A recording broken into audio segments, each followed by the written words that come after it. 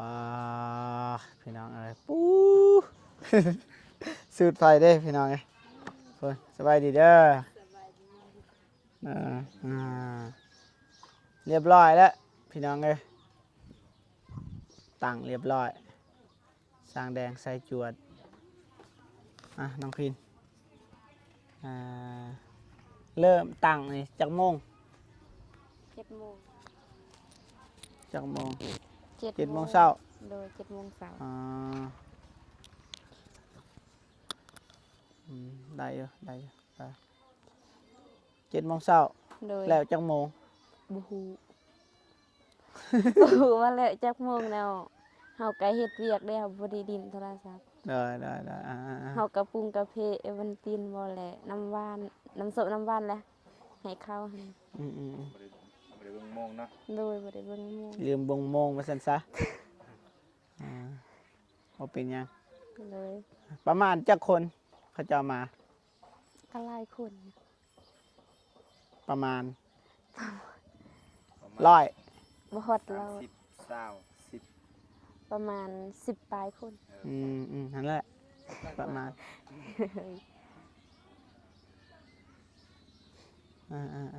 แม่ไปใส่ หันเดี ฮะ อีเชื่อน นั่งให้บ่ดีใจได้เฮือนเลยแม่เอ้ยฮัลโหลมาอีกแล้ว บาปละ ไอ้นี่สบายดีได้โอเคได้แล้วเฮ็ดเวียกต่อไปกวนบ่ได้ เลขคนหาป้อน อ้าวเฮ็ดเบิ่งบ่เมก ยาได้แม่นั่นเนาะ อยาเด้แม่น้องพินเว้าอยาเด้มีดก็มีเสื้อก็มี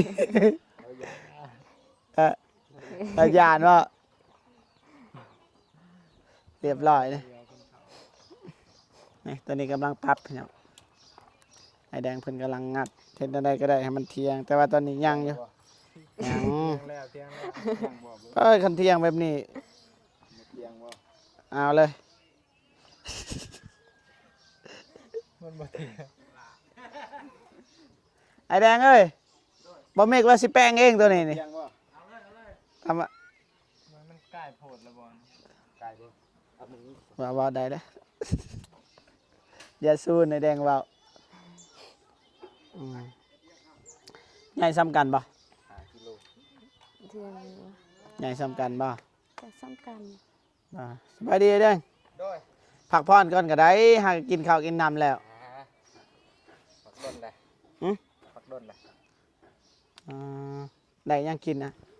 สินหมูเบานุ่มซื้อมา ก็เถอะว่าน้องมา อยาก ก่ กั อน น ยังอยู่ได้จงไหว จงไว้ป่ะ โดย โดยจะน่าสิไปสังหาร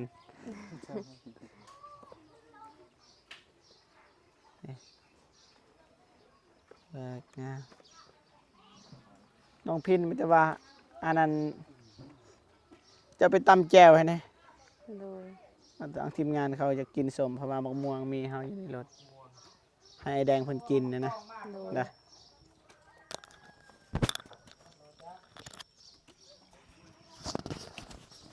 บ่เห็นหน้าทองหมีไปใช่เลยแม่น้องจันทนาบ่เห็นเลย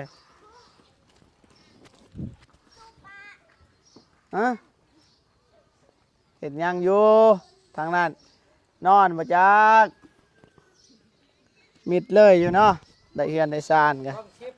ผู้เบาขี้ข้านได้เป็นเมียเพิ่มพุ่นตรงนี้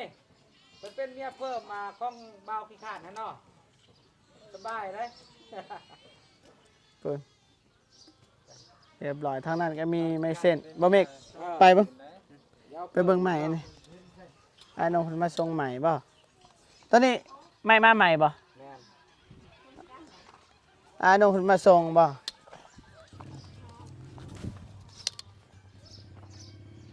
มายัง เป็นลามให้นะ ลามก็ลามบ่ฮู้เรื่องบ่จัก อันนี้คือสิเฮ็ดเฮือนครัวให้น้องจันทนาเพิ่นนะไปใช้แม่เจ้าสบายดี โดยมานี่มานี่สิถามโดยยังมีแต่ยิ้มมีแต่ยิ้มกับยิ้มเนาะใช่บัดนี้ อธิบายเบิ่ง อธิบายเด้อไอ้อนงเพิ่นว่าจังใดคันบอกให้แม่อธิบายคันอธิบายบ่เป็นอ้ายก็บ่ฮู้เด้ไม่อามาแต่ไสอามาแต่ไสนี่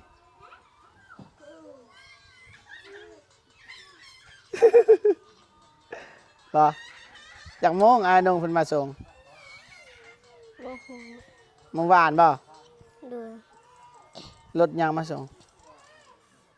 รถยัง ตอก ตอบ โดย จ่ายเบิดแต่ว่าเงินคำนี่อ้ายเพิ่นจ่ายหรือเปล่า จ่ายแล้ว อ่า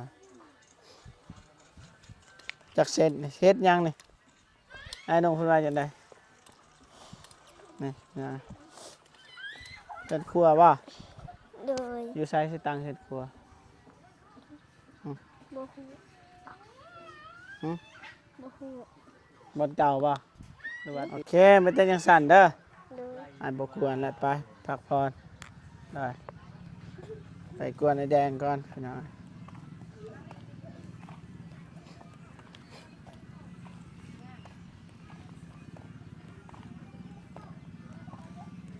ขุด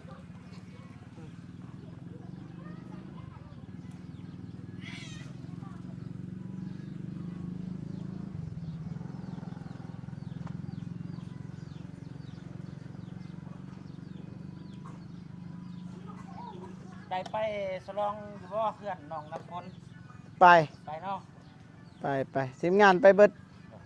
โบโกบ่ไปบ่ค่อยเห็นนะโบโกซั่นบ่ว่างมีเวียกส่วนตัว บอกไม่ได้จังได๋บ่แม่นส่วนตัว แล้วอีว่าปรับมานี่อ้าย แล้ว มื้ออื่นเฮ็ดหยังมื้ออื่น เอิ้นก็ยายต้ง ยายตรงอีก ยายต้งสตอกขาว เอาไว้เด้ไว้เกินอ้ายเฮ็ดจะซ่านะเด้อ สะอาดแล้วนี่ค่อยเฮ็ดไป เฮ็ดจะซ่านะหมักแบบช้า นี่ก็สะอาดเลย ๆเอาเป็น2 เดือนซะ เสียเวลาเสียเว สะ ลา ลายก็บ่ได้อีกเด้อเวียกหลาย โดย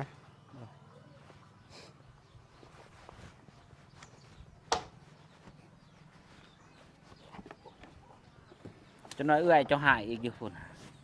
บ่ได้เมื่อเฮ็ดสะหลาย อ๋ออาทิตย์หนึ่งไปเถอะนะ บ่แล้วบ่ได้ได้เนาะ อ๋อเดี๋ยวนี้บ่เป็นหยังหรอกมีคนมานอนล่ะ แม่น บ่คือแต่ก่อนนะแต่ก่อนแม่อ้ายแต่ว่า แม่น บ่สบายแน่แล้วก็ย่านอยู่หั่นแหละจากตอนใด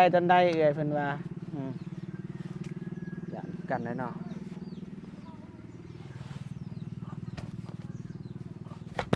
อุ๊ย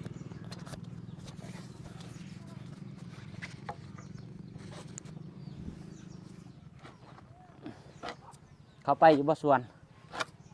มื้อนี้ยังไปเมื่อวานมื้อซืน บ้านนี่อยู่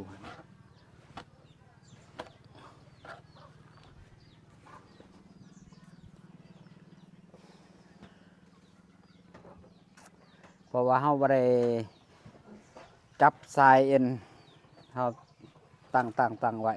ตั้งไว้ก่อนเนาะ มันก็เลยซ่าเราต้องได้ปรับหาตำแหน่งมันอีก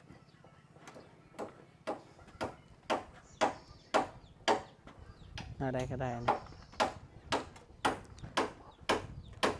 โอ้ยเค โอ้ ย ยทางนั้นเฮ็ดเลย เคยกกถ้าว่าคันเพิ่นเฮ็ดงามนี่สิให้เพิ่มอีก ลูกสาว บ่ได้บ่ได้ สิให้เพิ่มอีกลูกสาวนี่บอกหยอกเพิ่นซื่อๆกำลังใจ สิงัดไปทางใดสาว งัดไปฝุ่นหน่อยหนึง งัดไปพุ่นเบิดบ่ แม่นงัดแต่วีสุดนี้นี่นะนี่วีกลางวีหยัง อ๋อ ไป บ่มิกเจ้า บ่เมกเอาเบิ่งกันนะเบิ่งซอย ไปเลย เบิ่งซอย ได้แล้วมันเงียบคอยปรับเล็กน้อยเอา ตูนลงจากเสานี่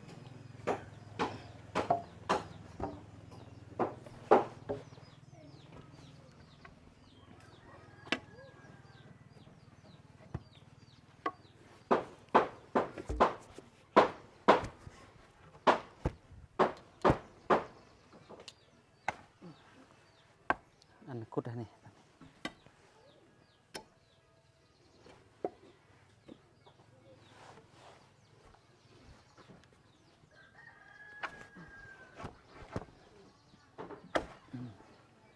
พอปะ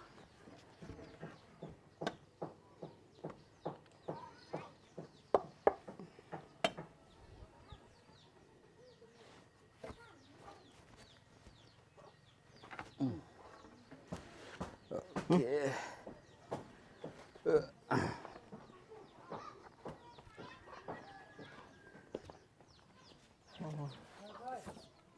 ปรับอันนี้ก็ยากเติบเนาะยังงงอยู่ได้แดงปรับนี่เฮางงอยู่ เฮาบ่ฮู้อีหยัง มันบ่สาก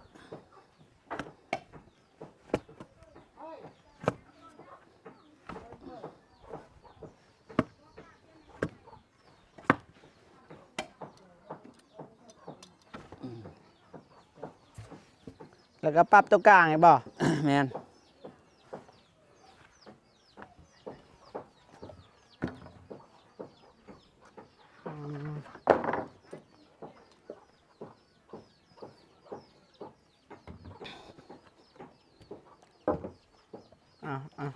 ปรับไป เอาใหม่ใส่ ตัว ง่ายอยู่หรอก ตัวง่ายก็ง่าย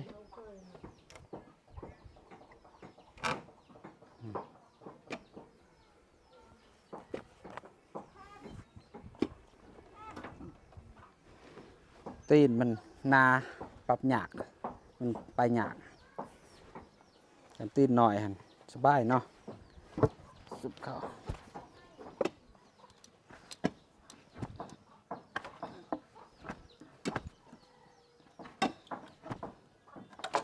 โอ้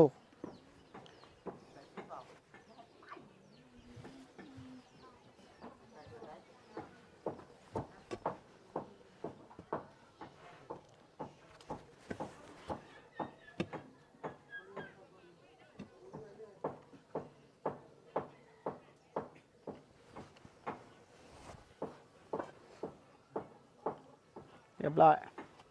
เฮ็ดได้บัดนี้ให้มันไป ยู่ อยู่บ่ แม่น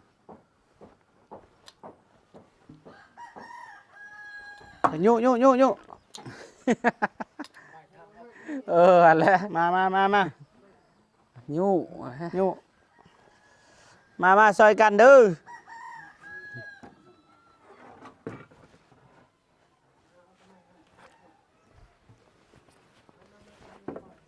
ได้ปะ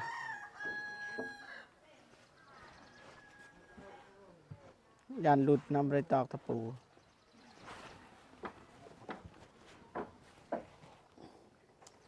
ไปวะตอกขัดเลย เอาไม้แปะเอาไม้สินนา มาไปเด้อ ข้างในได้บ่ ครับ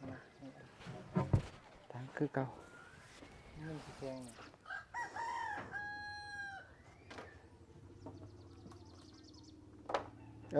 ตัวนั่นไปเว้ย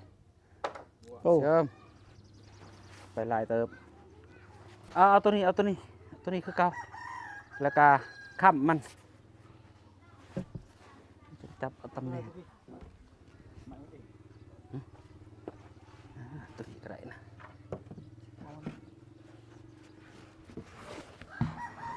โอ้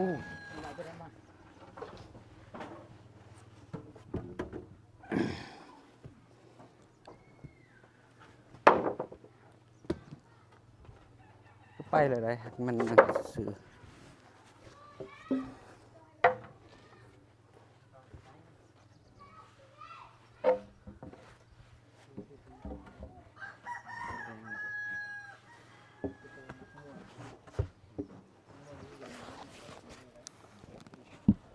อ้อันนี้ดอกปรับ อ่ะและ ตัดสาก เข้าเลย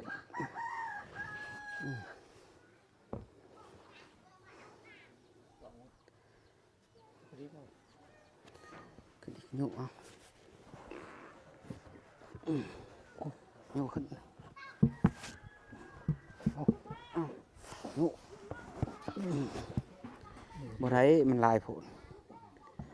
สำนักเราจะยุเข้าไปเลยเอาได้แล้วยังลายได้บ่เทิงดอกมันยังลาย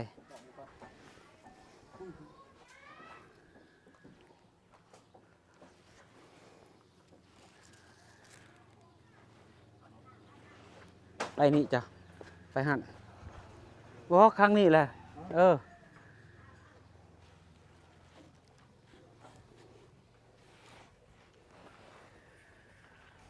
คุณเด้ยังหลาย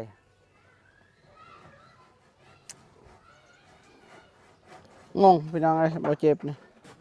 ไปพี่น้องเอ้ยมาบัดนี้ไปหาน้องพินก่อนพี่น้องเอ้ยเฮ็ดหยังตำแจ่วบ่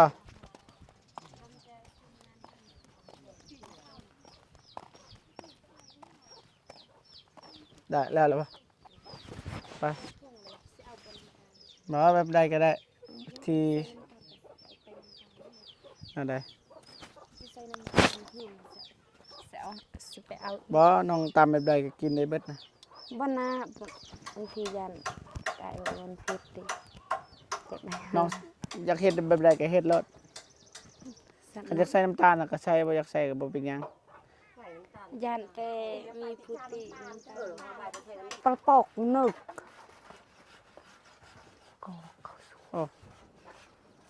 บ่ใส่เครื่องอีกอ๋อไปกินดูใส่บ่นี่ หันอยู่เตียงบ่อยู่หัน ล่างก็ได้ บ่มี อยู่เตียงมันบ่ได้ ศาสตร์ พูดอยู่รถพุ่น อยู่ ไป รถ ทีมงาน กินส้ม กินส้มเด้อ มาพี่น้องกินส้มพี่น้องเอ้ยไปดึกเลย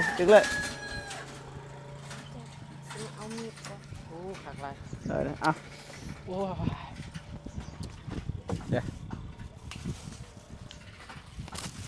มา เคยมัก พี่น้ แต่ อง ว่าตักเอกเอาบอลลองกันบ่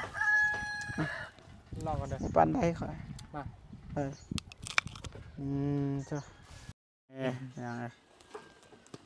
มาบ่เมกจัดการ ง่าย โอ้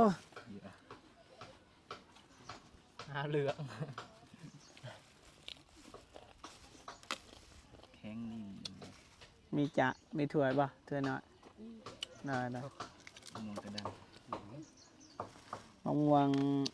น้องเพิ่นให้ โมยังโมยังน่ะ บ่ฮู้ว่ามะม่วง เสื้อ หยัง ขุ่นบ่ แต่ว่าเพิ่นตั้งใจเพิ่นว่าตั้งใจเก็บอยู่อ้ายกิน บ่แม่นว่ามันกระดาษ ลานนี่นะ อยู่ไส หมู่ลานจันทพรนะหมู่นางเอกนะ อ๋อคนนั้นนะอยู่บ้านได้ ผู้หนึงอีกเพิ่นบ่ไปมื้อนั้น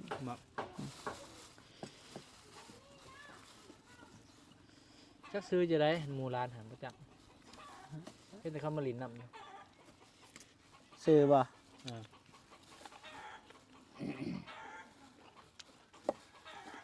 บ่ฮู้กันนะใช่เอิ้นอ้ายเพิ่นนะ ของน้ำ น้องนำ ก็มาตั้งรับตัวนี้บ่ก็มาฆ่าพวกอยู่นี่บ่ก็ตั้งรับ ซ้ำเข้าประดับเลยค่ะ โอ้นี่ ประดับ หลักประหาร จอม เบิ่งบัดนี้แซ่บๆมันสิกรอบอยู่บ่ฟังเสียงบัน หลักมีเอกลักษณ์ของบ้านคนเนาะ สบอ่ะ บ่เป็นไร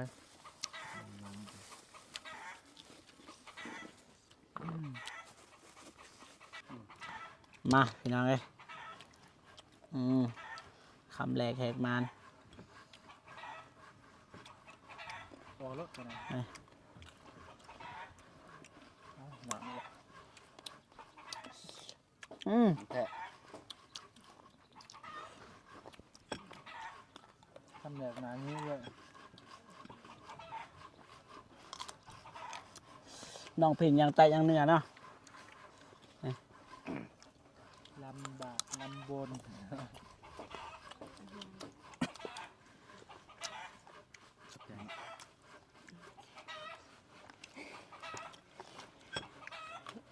เอาไว้จำตาก่อน ขอขอบคุณ ขอบใจให้ไพ่ เฮ็ดอายเลย ขอบใจซะ